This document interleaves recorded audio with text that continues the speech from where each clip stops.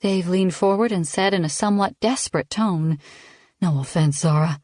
I'm happy to help set up a clinic and bribe whoever we have to, but my main objective on this trip is to go into that barrio, grab my wife, and get the fuck out." "It probably won't be that easy," Zara told him. Dave nodded. "I know. Raven and I have been separated longer than we were together. She's been through a kind of hell I can't even begin to understand. But I'm not leaving without her." The last was said a bit harsher than he'd intended, but it didn't matter. He wouldn't leave the country without Raven. "She might not want to leave," Zara said quietly. Dave ground his teeth together to keep the sharp words that sprang to mind from escaping. "The Mags I know is as independent as anyone I've ever met," Zara went on. "She's smart and doesn't show a lot of emotion.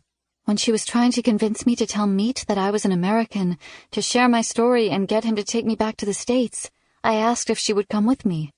I knew about the time she'd spent working for Dario, but to me she was a fellow American. She didn't seem all that happy to be here, but when I asked her to come with me, she shook her head and said her life was in Peru." Zara's words were more painful than anything Dave had ever heard. He had no idea why Raven hadn't jumped at the chance to get back to the States. Back to him. "Is she being held captive there?" he asked. Zara slowly shook her head. "Not that I know of. But I've always thought something wasn't quite right about her situation. 3 days a week she's gone most of the day and doesn't tell anyone where she goes. But she always comes back to the barrio before the sun goes down. I haven't seen anyone following her, and she doesn't act like she's being threatened. Well, any more than anyone else, that is." "What do you mean?" Meat asked, putting his hand on his fiancé's knee. "Just that life as a woman in the barrio, especially one without a husband, isn't exactly a walk in the park. We always had to worry about Ruben or one of his friends stealing what food we'd managed to scavenge or... you know." Dave saw each and every one of the men frown in anger. Yeah, they knew what Zara meant. She'd already told them all about Ruben Martinez and his friends in the barrio. Zara guessed him to be in his mid-20s. He thought he was not only God's gift to women, but some sort of untouchable badass.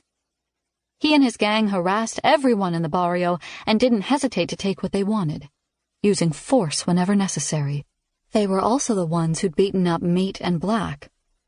Every single one of the Mountain Mercenaries was hoping to have a run-in with the gang, if only for a little payback. "All I'm saying," Zara continued, "is that out of all the women I got to know, Mags is the only one who never talked about getting out of the barrio. She just seemed to accept her situation.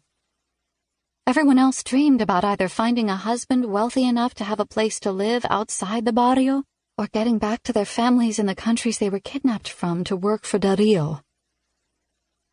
"Raven's life is not in Peru," Dave stated. "It's in Colorado, with me." Seeing the uneasy and pitying looks his friends were giving him, Dave couldn't bear to sit still any longer. He sprang to his feet and resumed his pacing. He didn't know why Raven hadn't attempted to contact him. He didn't know what she'd been through over the last 10 years, although he could guess. But none of that mattered.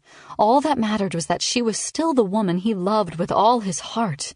Nothing she'd done or been made to do over the years would ever change that. He had no idea what he'd be up against when he finally set eyes on her again, but he wasn't giving up on his wife, not after all these years.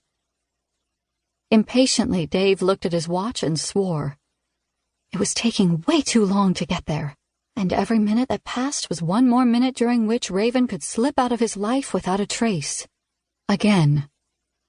Someone could hurt her, or she could be kidnapped again. "I'm coming for you, sweetheart," he whispered as he paced. "Just keep hanging on until I can get there."